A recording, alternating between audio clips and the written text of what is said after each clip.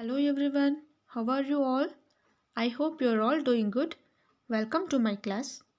ನಾವು ಇವತ್ತು ಈ ಕ್ಲಾಸಲ್ಲಿ 10th ಸ್ಟ್ಯಾಂಡರ್ಡ್ನ ಕೆಮಿಸ್ಟ್ರಿ ಪಾರ್ಟ್ನ second lesson acids bases and salts ಬಗ್ಗೆ ಡಿಸ್ಕಸ್ ಮಾಡೋಣ. It's very realistic chapter and also important for board exam. So it's necessary to understand each and every concept. Let's start. As you know, chemistry is all about study of matter, and there is so much matters all around us that all will be overwhelmed if we don't classify this matter. Till now, in chemistry, we have already classified matter in multiple ways.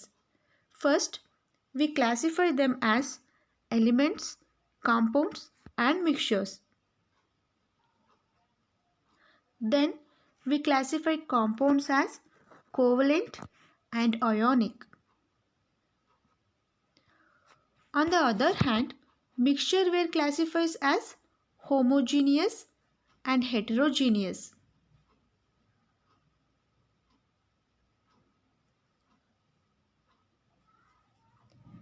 Don't forget, we also classified matter as solid, liquid and gas, and also has solution, suspension and colloids.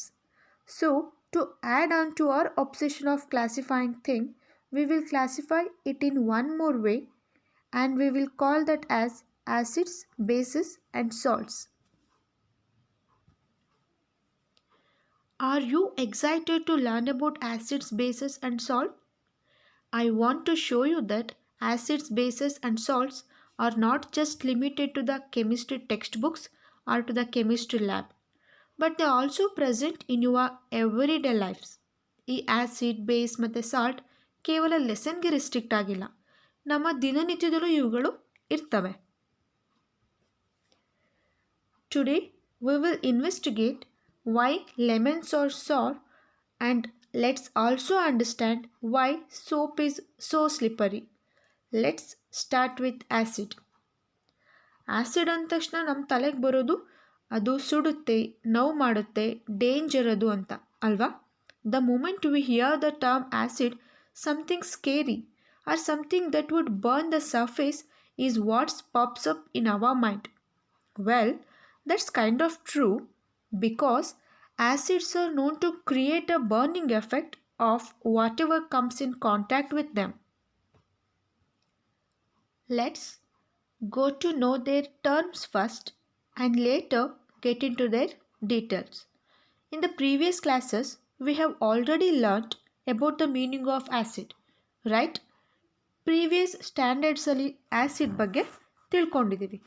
Means acid ಅಂದರೆ substance which R sir in taste ಅಂತ, ಹೌದಲ್ಲ? Sir means ಹುಳಿ. ಯಾವೆಲ್ಲ substance ಹುಳಿ ಟೇಸ್ಟನ್ನು ಕೊಡ್ತಾವೋ ಅದನ್ನೆಲ್ಲ acid ಅಂತೇಳಿ ಹೇಳ್ತಿದ್ವಿ. For example lemon juice. ಯಾವೆಲ್ಲ ಸಿಟ್ರಿಕ್ ಫ್ರೂಟ್ಸ್ನ ನಾವು ಟೇಸ್ಟ್ ಮಾಡ್ತೀವೋ ಆ ಫ್ರೂಟ್ಸ್ ಎಲ್ಲ ನಮಗೆ ಹುಳಿ ಟೇಸ್ಟನ್ನು ಕೊಡುತ್ತೆ.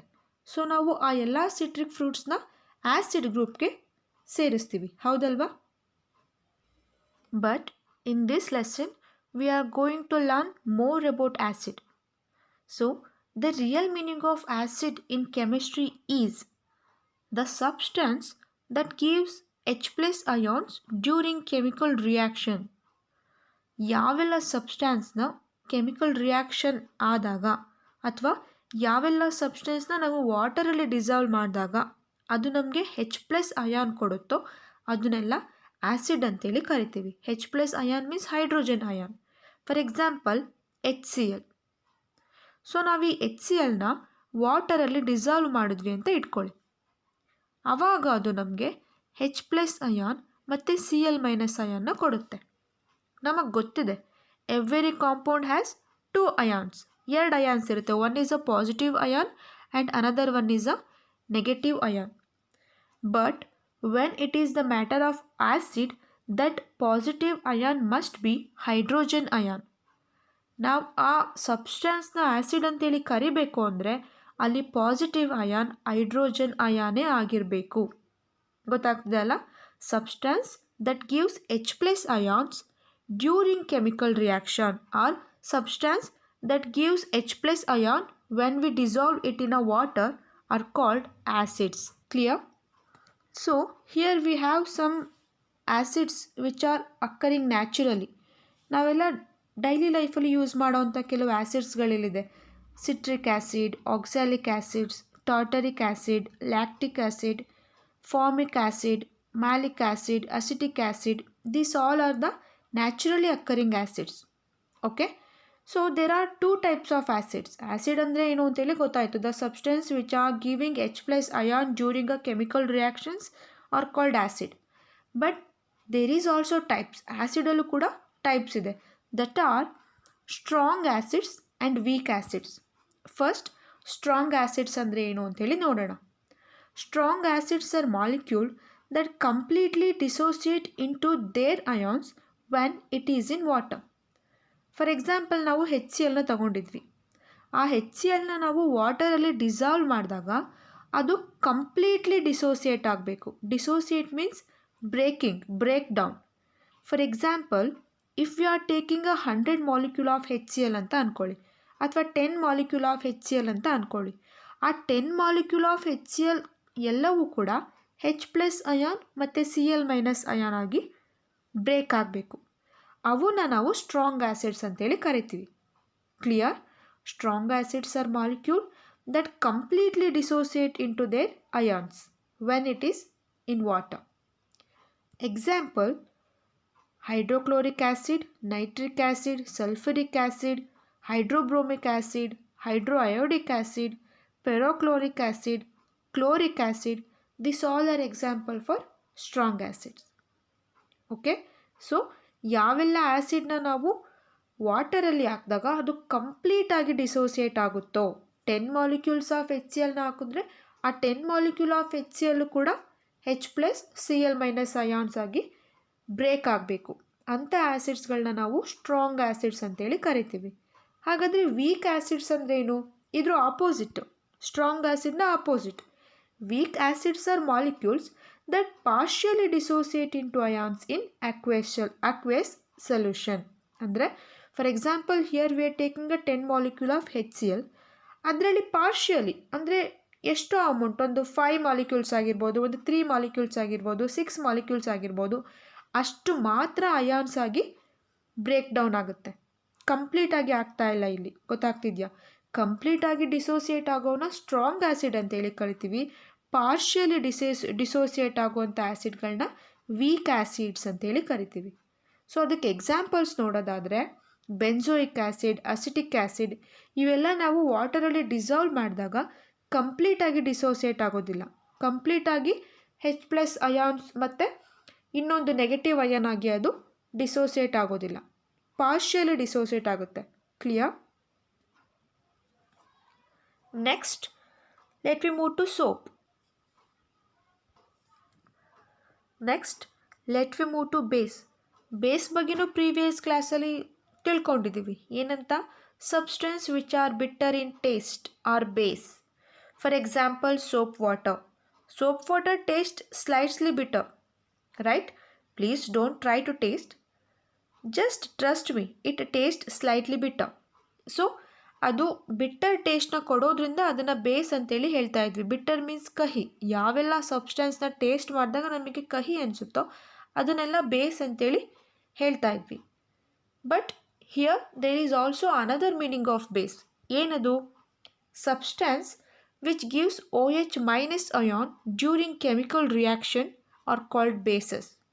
For example, here we have a NaOH. NaOH ಇದೆ ನಮ್ಮ ಹತ್ರ. ನಾವು ಅದನ್ನು ವಾಟರಲ್ಲಿ ಡಿಸಾಲ್ವ್ ಮಾಡ್ತಾ ಇದ್ದೀವಿ.